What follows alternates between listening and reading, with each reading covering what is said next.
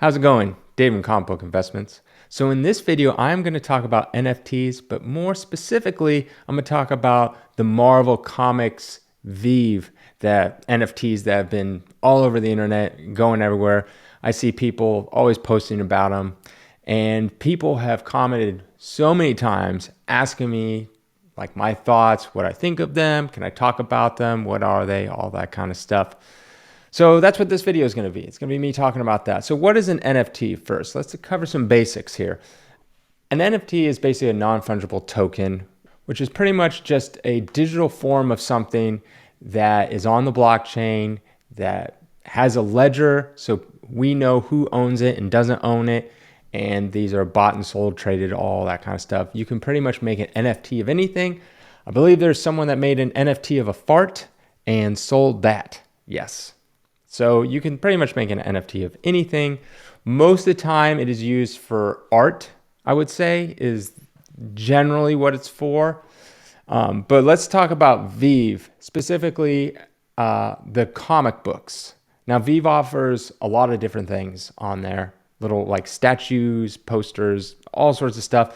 But let's talk about the comics, specifically with Marvel Comics. Now clearly they have some kind of tie with Marvel Comics so they can offer this stuff. It's probably some kind of deal. But the way it works is, so they'll take a comic book, let's say Hero for Hire #1, first appearance of Luke Cage. They will take that comic book and then offer a limited supply of them. This is a digital NFT, by the way. So you're not getting the actual comic book.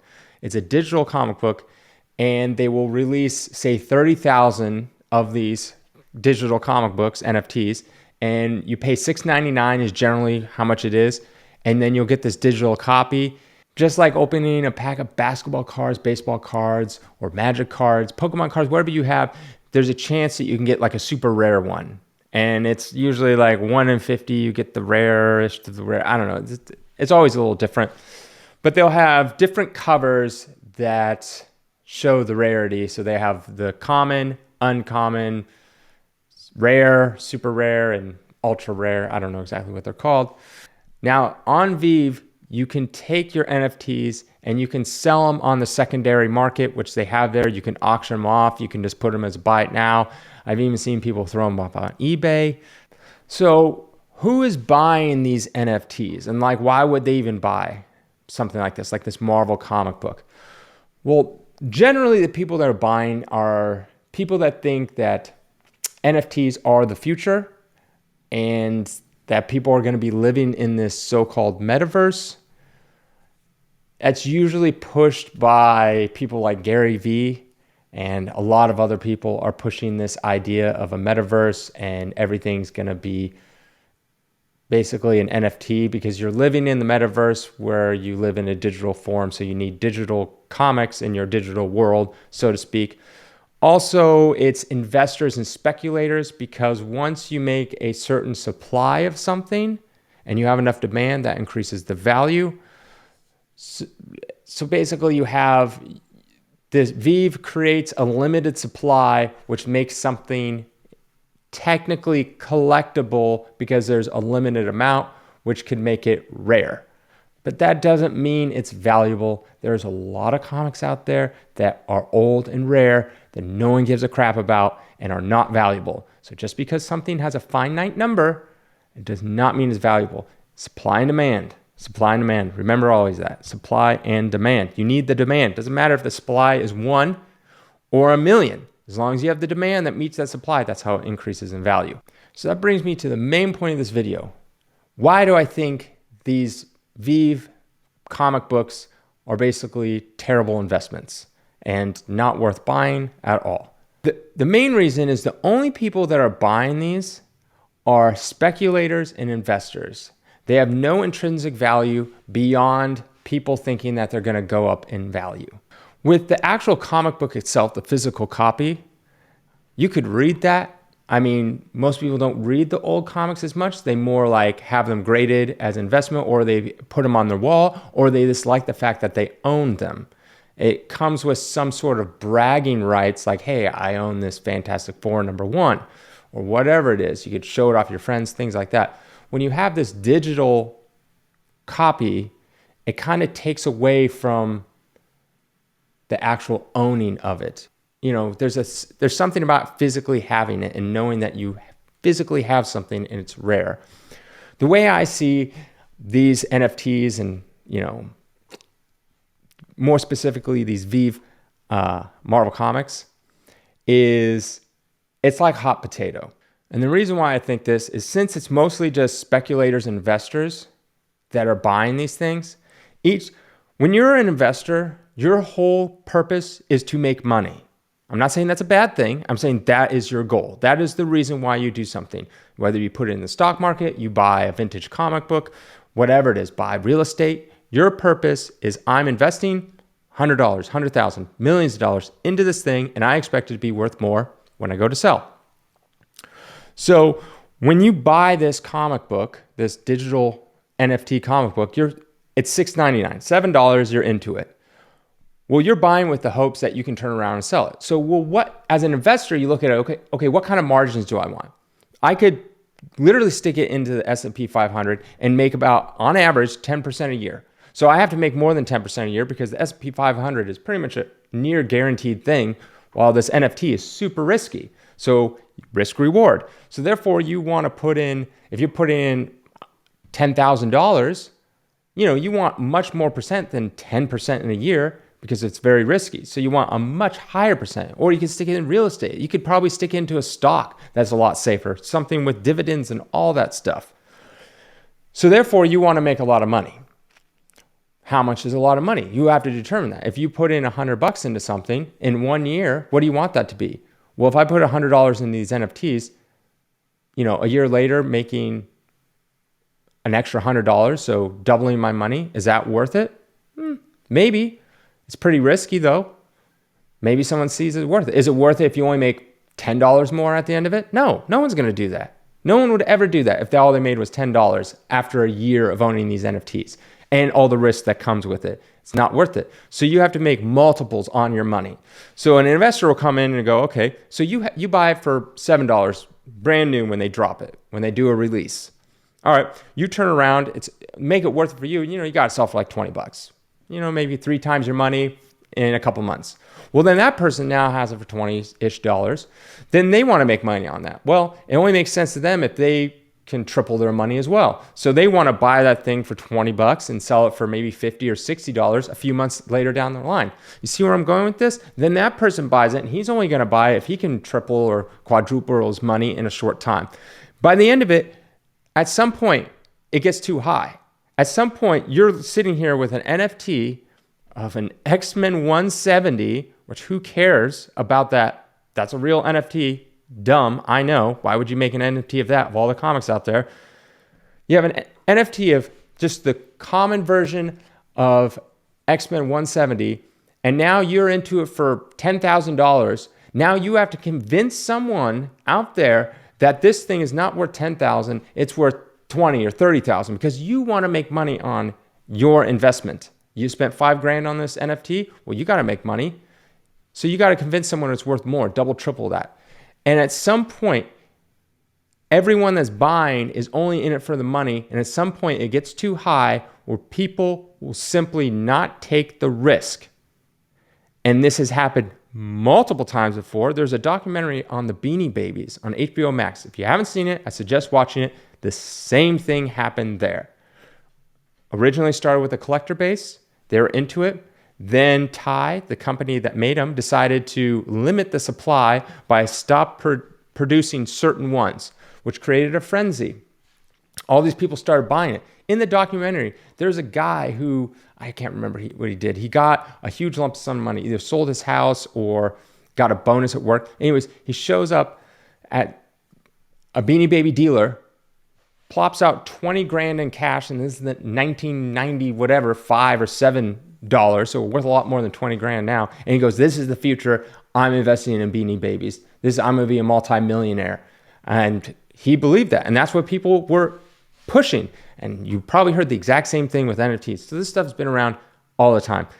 All that money. And what happens is they had a price guide, and the Beanie Babies started rising their price. But then what happened was it got so high that people were like, "I'm really going to spend $10,000 on a Beanie Baby? I don't think so." And then what happens is someone's like, well, I need to sell this. So they sell it a little cheap. Then the prices start going down and down and down. And then people all abandon ship because prices are going down. Get out, because the people that are in this business are only in it to make money. That's all they care about. The actual people that are in it for Beanie Babies are like, yeah, I'll spend $5 on it. That's it. Everyone else was just in it for the money. So once it starts going down, everyone abandons ship. Massive supply. No one gives a crap. Now what are Beanie Babies now? Worthless. All worthless. You can probably sell them for a couple bucks, and that's basically what they're worth. Because unlike NFTs, when you buy something physical, it takes actual money and labor and material costs to make that thing. These NFTs cost nothing. It's literally a digital thing. All they have to do is have a digital artist create another cover. And then they just kind of mess with the colors, and then they call this rare.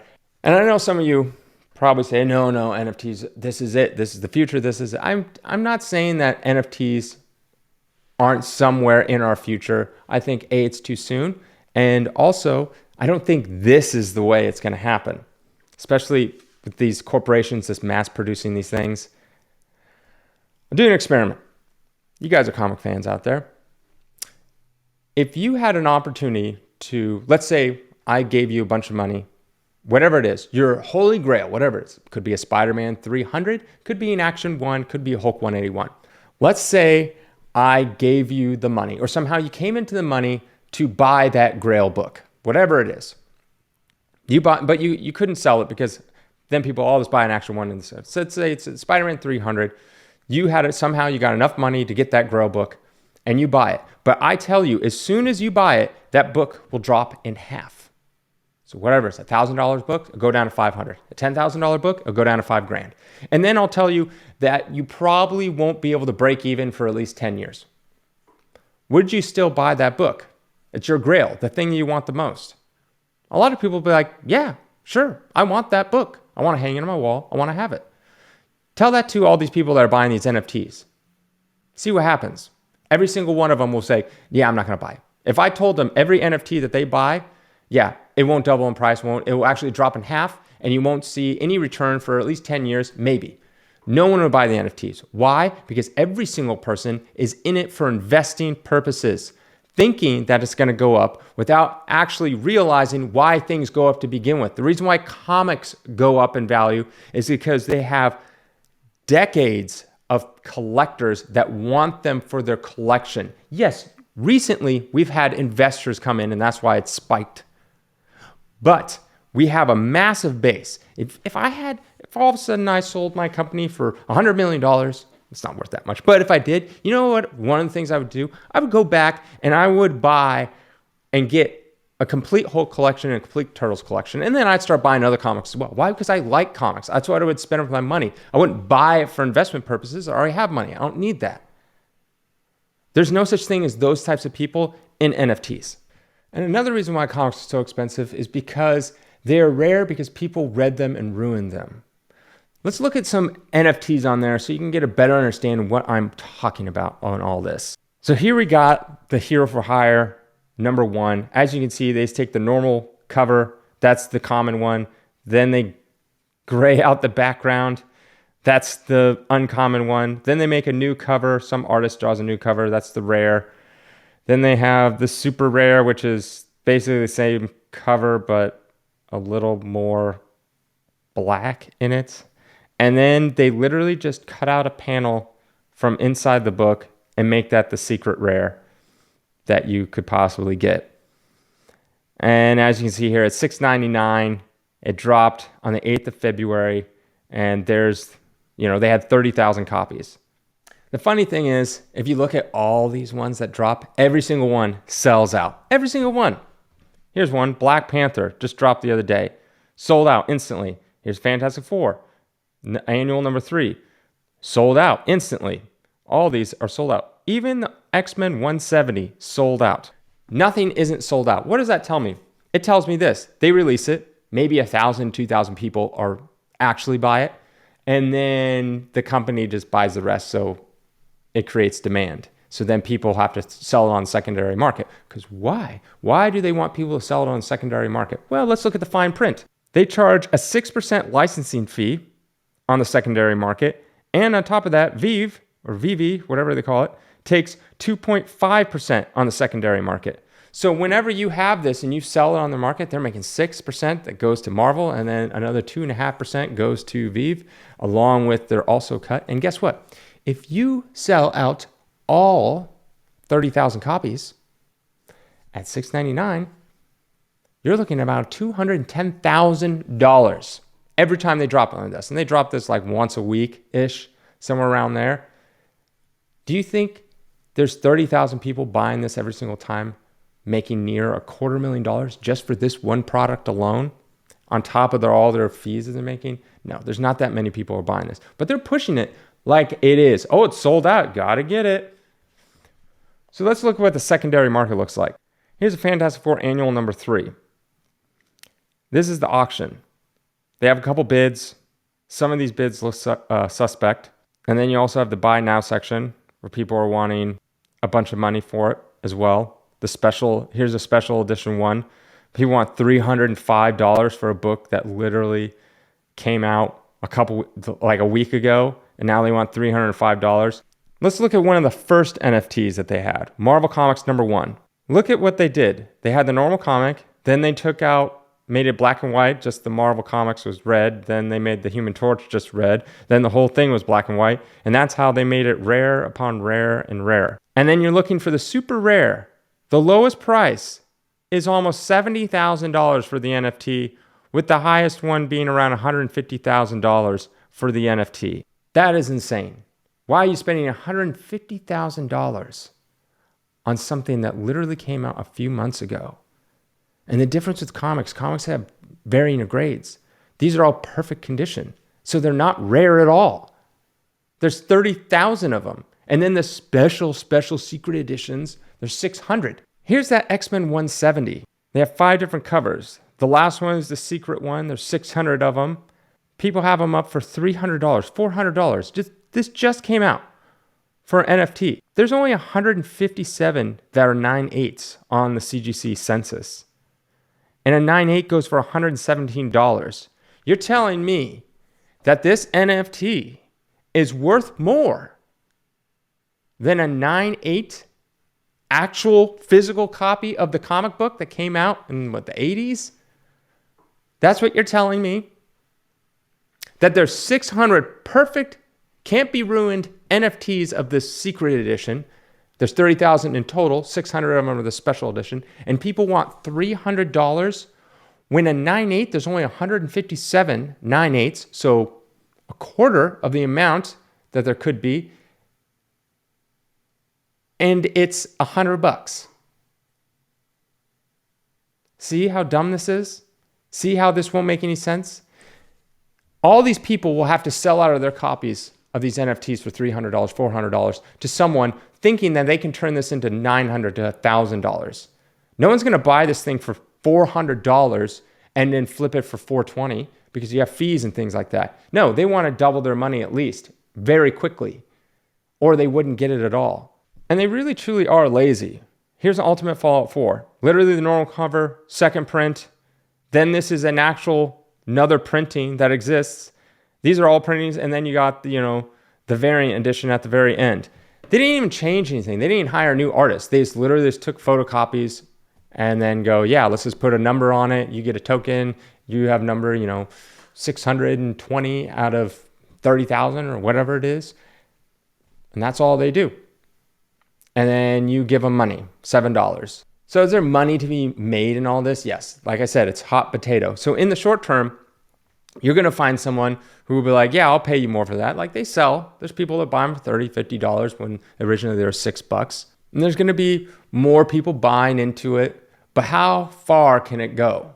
Because there's really no real collectors or real people that are into this stuff that actually care.